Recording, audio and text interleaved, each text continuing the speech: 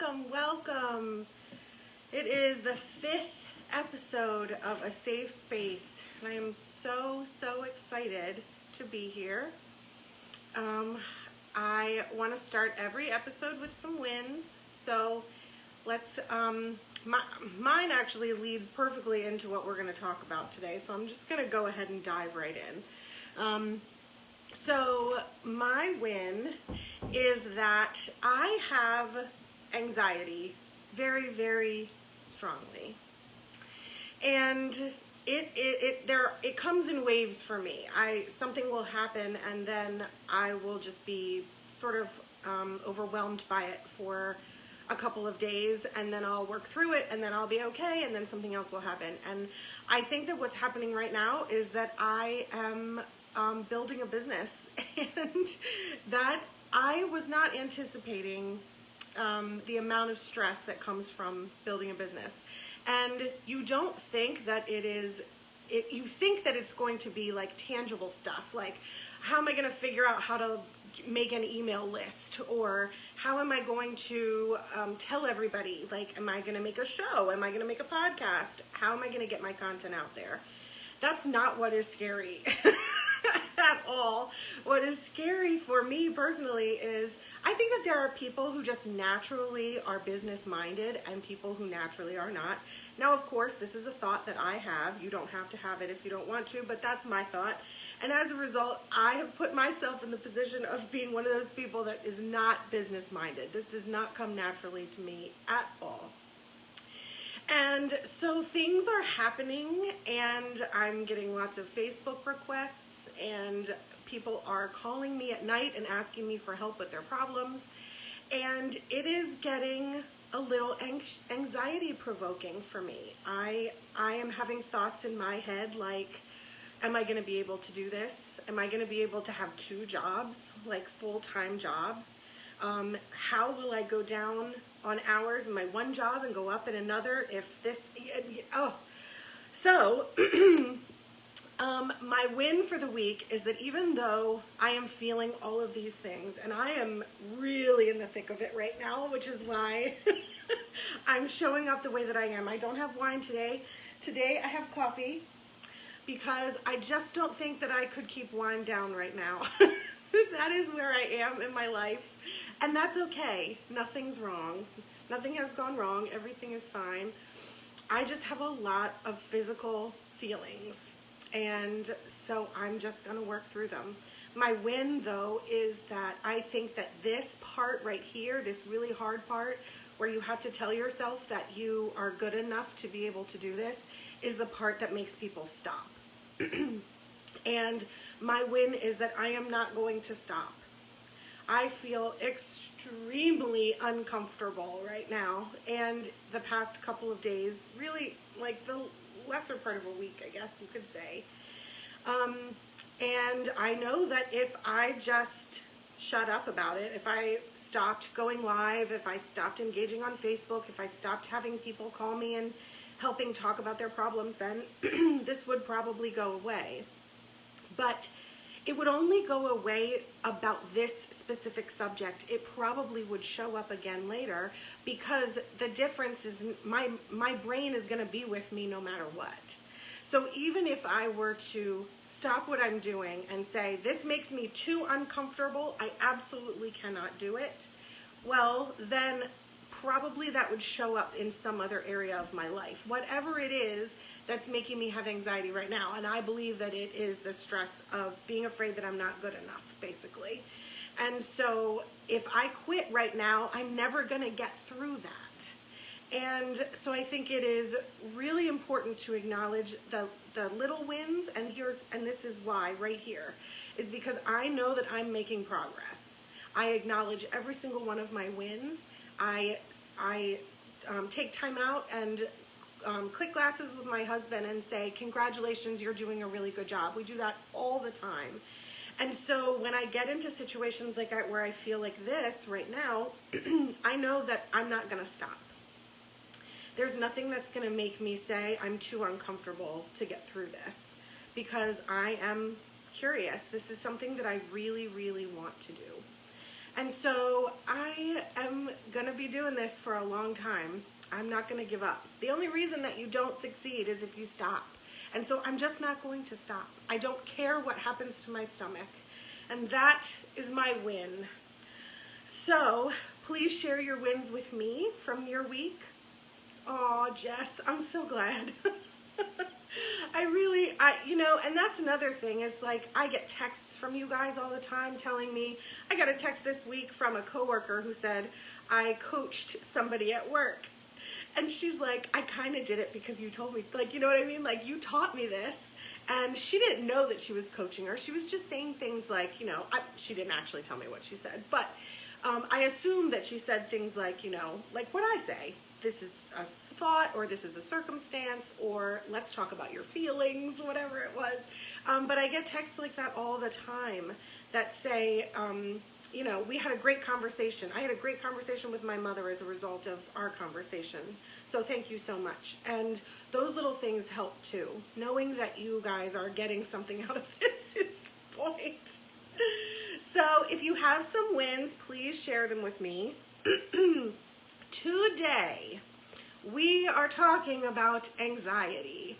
Perfect subject for me right now. I think that I should teach what I am going through in my life, because who better?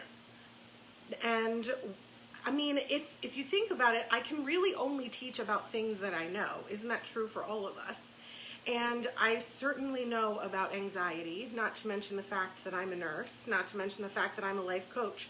So I want to talk about anxiety and what it feels like in your body, where it comes from, what thoughts bring it up, and all of that stuff. So here we go.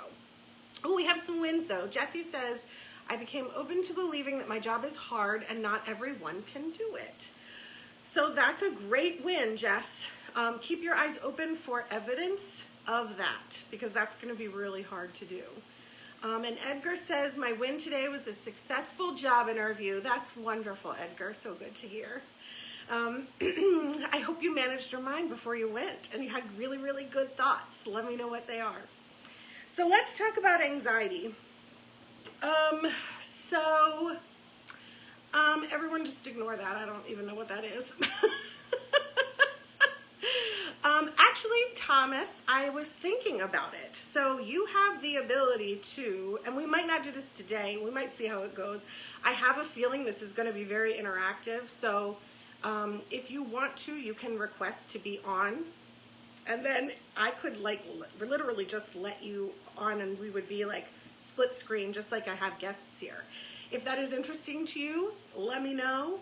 We'll see how it goes again. I don't know what's going to happen. But let's talk about anxiety. I keep getting off subject. So, anxiety comes from your thoughts. And I know that that is very, very hard to wrap your brain around, because that's not what we're taught. Most of the people that I talk to and that I coach they say things like, there's a gut feeling. This is just how I feel about something. And I can't change my feelings. That's just what it is. It starts in my body. And that's not true. What actually happens, and you know that this is true because I can prove it medically, you are aware that your brain controls your body. I can assume that most of the people watching know that that fact is true. Your brain sends signals to your body, and then your body has a reaction. For example, if I want to move my hand, my brain sends a signal down my arm and I move it. That is what's true. My hand never tells my brain to tell my hand to move. That's not what happens. Your brain sends a signal to your arm and it lifts. We can all agree on that. That is also true of your physical symptoms. So the physical symptoms that we talked about yesterday in my feed about anxiety, which was so good, by the way. Everyone who engaged on that thread was so honest and so vulnerable and so good. I appreciate all of you. All of those physical symptoms that we were talking about yesterday. Headaches, chest pain. Max said he tastes metal when he's anxious, which is so interesting to me from a nurse's perspective, but that's another episode for another day. We also got shortness of breath. We also got like shakes, feeling cold. I get cold sometimes when I'm nervous. So the whole gamut. All of those physical symptoms are generated by your thoughts. Just like if you were going to lift your arm, your sick stomach or your chest pain, where you feel like some people think that they're actually having a heart attack. I've heard that more than once. If you feel those physical symptoms, that is a direct result of your thoughts, because your brain controls your body, like we already established. So now, here comes the hard part. The next piece, some people, I hear a lot of people say, that's not true. Because I have heard this more than once. Sometimes people will say, I don't have a thought, I just have a feeling in my body. It doesn't start from thoughts. I'm not thinking about anything. All of a sudden my stomach will just start to hurt. Sadly, that is an unconscious thought that is making your way to your stomach. And that's where I come in, is I can do this live, online, all day long, but I need to actually talk to you about what your physical symptoms are and what your thoughts about your physical symptoms are. Maybe your thoughts about your job, maybe your thoughts about your kids, maybe your thoughts about your husband. I don't know what they are, but I can't do that generically. You have to schedule a consult with me and let's do an hour.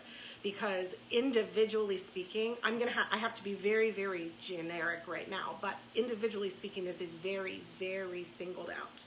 The things that you are thinking are very, very specific to you, and so in order to figure out your way through these symptoms, we have to do it one-on-one. You also, though, can do this yourself, and that's kind of what this show is. I'm going to teach you how to do that. So, if a thought is the thing that's causing our physical symptoms, then the solution is to figure out what that thought is and to change it. If you are thinking that you don't think thoughts before that you have a physical symptom, then I would say you need to start getting really, really curious about your physical symptoms. Also very interesting yesterday on the feed. My question was physical symptoms, and I got things like awkward, and uncomfortable, uneasy, anxious, and those are feelings. Those are feelings. Anxious is a feeling. That's not a physical symptom, and so that tells me that those people are having a hard time differentiating between the two, and that's how we get really good at this. So that's the lesson for today. If anybody has any questions, please, let's talk about this. I want to talk about your physical symptoms. I want to talk about how they show up for you. I want to talk about maybe what your thoughts are. So, again, sometimes you're not going to notice the thought that triggers the feeling. The feeling is the key. That's the tool. I shared this the other day on Facebook. If you notice that your nervous system has created tools for you to acknowledge what your thoughts and feelings are, then all you have to do is pay attention to your body. I mean, it's pretty simple. So if I start to get a stomach ache, I think to myself, oh geez, what's going on? What am I worried about? What do I need to do? And I stop and pause and think and assess. And that's how you process emotions. You feel the physical symptoms and you allow them to be there. Jessie says, I have a tendency to take physical symptoms as a sign. I shouldn't do this because I'm nauseous. Yes, Jess, that's what I was talking about with the whole gut feeling thing. People think that I have a gut instinct. One of my favorites is, this means I shouldn't have married my husband. That one kills me. I love that one. This sentence means that I should never have met him. Or this like nauseous feeling in my stomach means that he's not the right person for me. That's ludicrous. You get to decide if your husband is the person that you should have married. If there is no magical land out there that has the two of you paired up and it's beautiful and perfect and there was only one man for you. That's not how it works. You get to decide if this is the one that you want to marry, and you already made that decision and it's going pretty well, except for probably this one conversation that you're talking about with me. Like, everything is fine. We don't have to turn a fight into, I'm not supposed to be married. And I say this in jest, but actually the point is to make you feel better. Because I don't really care if you are married or not. That doesn't matter to me. I just want you to be happy. I want you to achieve goals. And the way to do that is to talk about your feelings and to not judge yourself when you hear your brain say, ooh, maybe I shouldn't have married him. Guess what? Guess what? I have the best news. Everybody thinks that at some time when they're married. Everyone. And that's okay. That doesn't mean that anything has gone wrong. That doesn't mean that you married the person that you were not supposed to marry. That doesn't mean that you messed up your whole life. All it means is that you have a thought. And that thought is causing you to have physical feelings. So just acknowledge what that thought is, allow those physical feelings, and acknowledge that this is probably not the end of the world. Our brains want to go to scary immediately because when we get stressed out, our brain wants to show us all the things that could potentially hurt us. It's actually a tool to keep you alive. When you are stressed, when you're scared, your body is saying, oh, I should be afraid of this thing. I better look out for all the things. And then your brain starts going crazy. And I get calls that are like, my brain is telling me that if I sleep, my baby will die. What do you do with that? You know what I mean? That's a thought. That's a thought, and it's making you have a feeling, and it's making you act like a crazy person. So let's change that thought. Let's say it's okay to have the thought, if I fall asleep, my baby will die. That's a fine thought because it's just a sentence in your head. It doesn't mean anything about you. It doesn't mean you're a terrible mother. It doesn't mean if you sleep that you're lazy. But you have to acknowledge what the thought is so that we can talk about it. Because if we don't talk about it, then we're not going to figure out why you're having these physical symptoms. Okay, I am going on a little bit. Does anyone have any questions? This is obviously very, very huge for me, and so I have a lot to say, and would love to work with you if this kind of a thing is sort of ringing bells. You know, if you're getting physical reactions while I'm even talking about this, then that's you got some juicy stuff in there I'd really like to talk to you about. I know that I can help.